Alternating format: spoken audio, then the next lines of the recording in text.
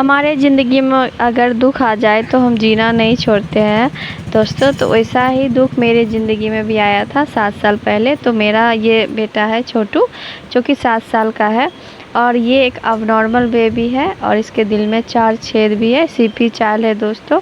इसको cerebral paralysis है, जो कि एक ऐसी बीमारी है जो हर कोई इसके बारे में नहीं जानता है। मैं भी पहले नहीं जानती थी ऐसे बीमारी के बारे में। तो ये बच्चे होते हैं बहुत नाजुक होते हैं, इसकी इम्यूनिटी बहुत कम होती है, जो कि अन्य बच्चों की अपेक्षा ज़्यादा कुछ सहन नहीं कर सकता है। तो धूप इतनी होती है, गर्मी इतनी है कि ये बर्दाश्त नहीं कर पा रहा है दोस्तों। और इसको देखिए बहुत तेज़ बुखार आ गया है और ये इसके वजह से ना दोस्तों बहुत ज़्यादा परेशान मैं रहती हूँ।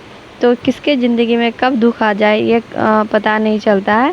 एक गरीब इंसान भी तभी खुश रहता है जबकि उसका पूरा परिवार स्वस्थ रहे। और मुझे डॉक्टर ने 7 साल पहले ही बता दिया था कि आपका बच्चा एक नॉर्मल बेबी के जैसा नहीं हो पाएगा।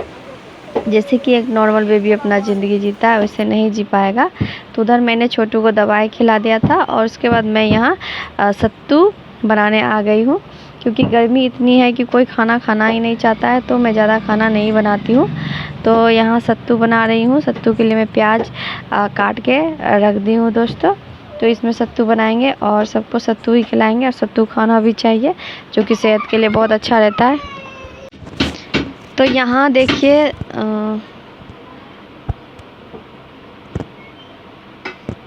तो यहाँ सत्तू के लिए मैं नमक और थोड़ी सी मिर्ची की गुंडी दूंगी, क्योंकि कच्चा मिर्ची हमारे घर में नहीं है और दोपहर को हमारे यहाँ सब सत्तू ही खाता है। तो इसीलिए सत्तू ही बना है दोस्तों। और छोटू को भी सत्तू खिलाएंगे, क्योंकि उसका तबीयत ठीक नहीं है, उसको कुछ खाने का मन भी नहीं होता है और वो कुछ बोल भी नहीं सकता है, कुछ उसको समझ में नहीं आता। समझ तो आता है लेकिन वो कुछ बता नहीं पाता है। उसको कब क्या भूख लगती, कब प्यास लगती, कब उसको लैट्रिन करना है, कब उसको बाथरूम करना है, कुछ भी वो बता नहीं पाता है। तो मैं खुद से ही किसी तरह से समझती हूँ दोस्तों। और ज़्यादा वो अगर परेशान हो जाता है, ज़्यादा उसको मैं समझ नहीं पाती हूँ, तो वो सिर पटकने लगता है, हाथ काटने लगता है। तो उसके लिए मुझे बहुत ही ज़्यादा परेशानी होती है, कब वो लैट्रिन कर दे, कब उसको भूख लग जाए, कब प्यास लग जाए। तो ये बस समझ जाए तो ठीक है, नहीं तो वो बहुत परेशान होने लगता है, सिर पटकने लगता है, हाथ काटने लगता है दोस्तों। तो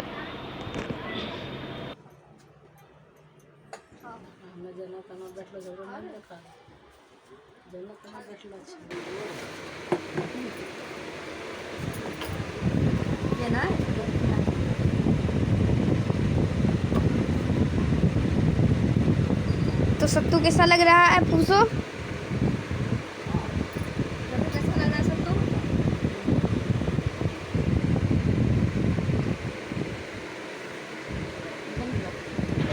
बुखार के कारण ये ज़्यादा कुछ खाता भी नहीं है, फिर भी मैं थोड़ा थोड़ा खिलाने की कोशिश कर रही हूँ।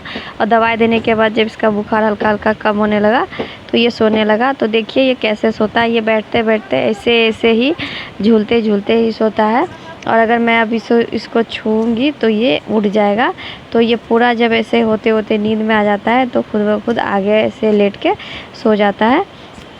तो इसका सोने का अलग ही अंदाज़ है। उसके बाद हो गई थी शाम, तो मैं सारे कपड़े को उठा के बर्तन वगैरह धो लूँगी और जल्दी ही खाना बना लूँगी।